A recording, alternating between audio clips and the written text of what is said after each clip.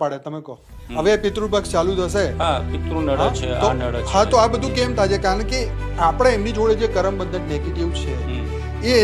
એ ચૂકવવા માટે આપણી જોડે આવીને આપણને સૂક્ષ્મમાં હેરાન કરે અને આપણા સારા કરમ બંધન છે તો આપણને સૂક્ષ્મમાં આવીને મદદ કરે એ પિતૃ ધારે તો આપણને આત્મજ્ઞાન બી આપી શકે અને એ પિતૃ ધારે તો આપણો મોક્ષ બી કરાવી શકે આ બહુ મોટી વાત છે પણ તમારા ખાનદાનમાં એવી આત્માઓ પેદા થયેલી હોવી જોઈએ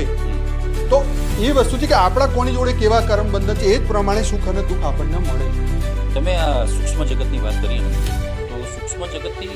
દુનિયાના ફ્યુચરનું શું થશે એ બહુ મોટો પ્રશ્ન છે. યસ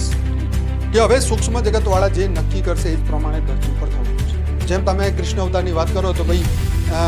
ઇન્દ્ર દેવતા કુપિત થઈ ગયા ભગવાન કૃષ્ણ પછી આપણી પોતાની ઉંગળીથી આખો પહાડ ઉઠાવ્યો તો જ્યારે દેવતા કુપિત થાય ત્યારે ધરતી ઉપર આતંક વરસાદ ખૂબ કરે ફ્લડ કરે બરાબર પાણી કરી વાયુ દેવતા મોટા મોટા ભવંડર પેદા કરી સાયક્લોન જે આપણે જોઈએ તો આ ધરતી ઉપર જે કંઈ બી થઈ રહ્યું છે એની પાછળ દેવતાઓની વિલ છે વિલ એટલે ઈચ્છા છે બરાબર છે. હવે એ જો ઈગોમાં આવી જાય તો બધું થઈ શકે પરંતુ એમનાથી બી ઉપર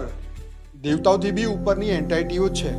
કારણ કે દેવતાઓ તો ત્રીજા લોકમાં રહે છે બરાબર ભૂલોક ભુવલોક અને સ્વલોકમાં એનાથી ઉપર તપલોક છે મહલલોક છે.